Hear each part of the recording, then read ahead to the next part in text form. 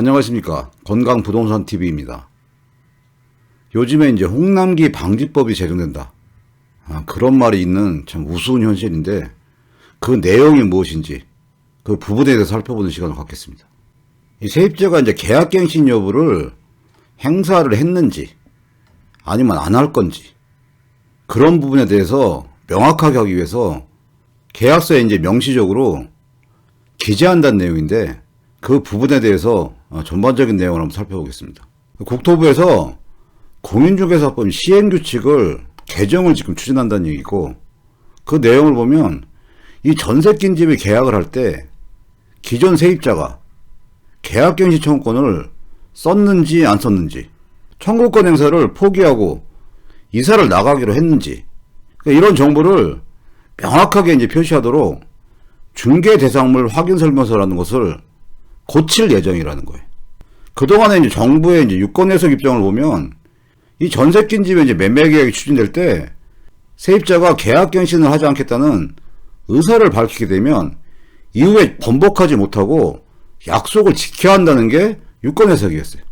이렇게 유권 해석한 취지는 세입자의 말을 믿고 계약을 진행한 집주인과 매수자의 권익을 보호한다는 취지이고 세입자는 자신이 한 번 한 말을 책임져야 한다는 그런 판단에서 이런 정부의 이제 유권 해석을 해왔었는데 이게 제대로 실행이 안 되고 명확하지 않았기 때문에 문제가 생기고 그런 문제를 해결하기 위해서 이 시행규칙을 개정을 한다는 얘기입니다.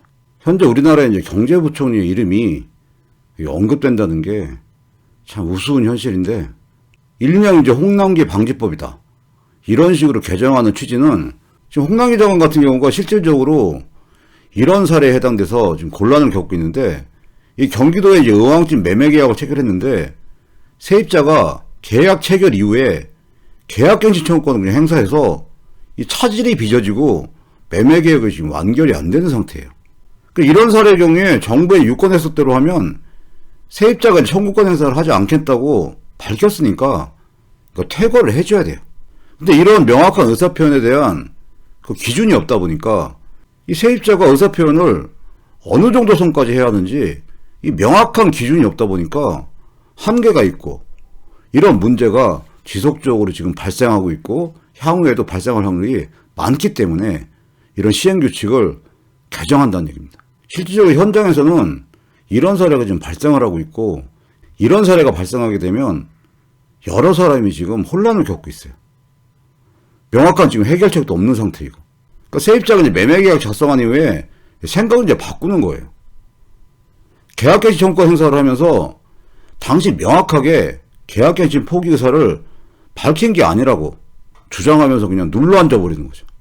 이렇게 되면 이 피해가 어디로 되냐면 계약을 한 매도인과 매수인의 분쟁으로 연결되고 이러한 경우 매매계약이 체결되지 않게 되면은 이 계약금 문제가 또 분쟁이 일어나요. 이 부분에 대해서 서로 매도인 책임이다. 매수인 책임이다. 이 매수인 같은 경우는 이 부분이 매도인 책임이니까 계약금의 배액을 보상해달라. 이런 분쟁이 일어나는 거예요. 근데 이런 분쟁이 일어나는 근본적인 지금 원인은 이 세입자가 나쁜 사람이라서 그런 게 아니에요. 세입자도 맨 처음에는 호의적으로 다른 집을 이제 알아보겠다고 했던 거예요. 근데 막상 다른 집을 찾아보니 지금 현실적으로 전세 매물에 씨가 말랐고 있는 거는 가격이 너무 높고 그러니까 다른 곳으로 이사갈 엄두가 나지 않다 보니까 이런 현실적인 문제가 닥치면서 이 말을 바꾸는 사례가 생기는 거예요. 그렇기 때문에 이제 와서 정부에서 이런 규칙을 개정을 해서 명확하게 의사표현에 대한 부분을 기재하겠다고 나서고 있는 겁니다. 국토부의 이제 개정 일정을 보면 10월 중에 이제 입법력을 한다는 얘기인데 빠르면 이제 다음 주에도 될 수 있을 거고 공인중개사법 시행규칙 개정안을 입법 예고할 예정이고 한국 공인중개사협회랑 지방자치단체 등에 공문을 보내서 중개대상물 확인설명서에 계약갱신 청구권 행사 여부를 기재하도록 지금 안내가 돼 있는 상태고 이렇게 시행규칙이 개정되면 계약서상 명확한 기재란과 형식이 이제 생기게 되는 거죠. 그러면 세입자의 계약갱신 청구권 행사 여부와 그에 대한 의사를 명확하게 확인할 수 있는 수단을 만들어 놓는 겁니다. 그러면 그 방식은 어떤 방식으로 지금 추진을 하냐면 이 중개대상물 확인설명서라는 게 있어요. 그 안에 보면 실제 권리관계 또는 공시되지 않은 물건의 권리사항란이 있는데 이 난에 계약갱신 청구권 행사와 관련된 내용을 기재한다는 얘기예요. 아파트 이제 계약을 할 때 계약서만큼 중요한 게 이 중개대상물 확인설명서고 이 설명서는 공인중개사의 의무사항이에요. 설명해주고 교부해야 될 의무서류인데 이 양식이 중개대상물 이제 확인설명서 양식이에요. 이 확인설명서 이제 양식의 내용을 보면 첫 번째가 중개업자가 기본적으로 이제 확인하는 사항이래 가지고 일반적으로 뭐 토지, 건축물, 등기, 기재사항, 입지 조건 해가지고 도로와의 관계, 뭐 주차장, 교육시설 이런 여러 내용들이 또 앞면에 포함이 돼 있고 이 두 번째 장을 보면 개업공인중개사의 이제 세부 확인사항이라는 부분이 있어요. 그 바로 밑에 보면 실제 권리관계 또는 공시되지 않은 물건의 권리사항을 적는 칸이 있는데 이 안에다가 계약갱신 청구권 여부를 기재하겠다는 얘기예요. 그 형식은 이런 식으로 되겠죠.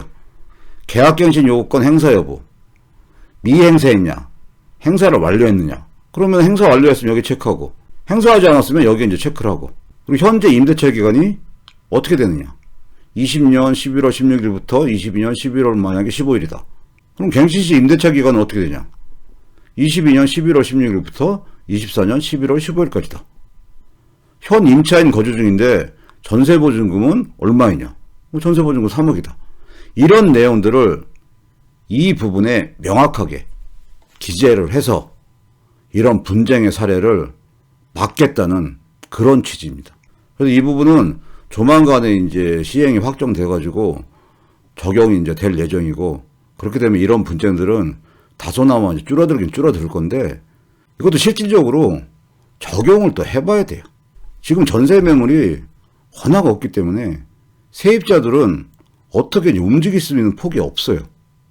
근데 현실적으로 이 부분을 세입자가 의무적으로 해야 되는 무슨 벌칙 규정 같은 것도 없는 상태에서 본인이 이 체크를 하면 도움되진 않고 뭐 나중에 뭐 행사하게 되면 행사하고 아니게 되면 아닌 게 본인한테는 도움이 된다 그러면 이 부분 자체도 협조를 안 할 확률도 있는 거예요.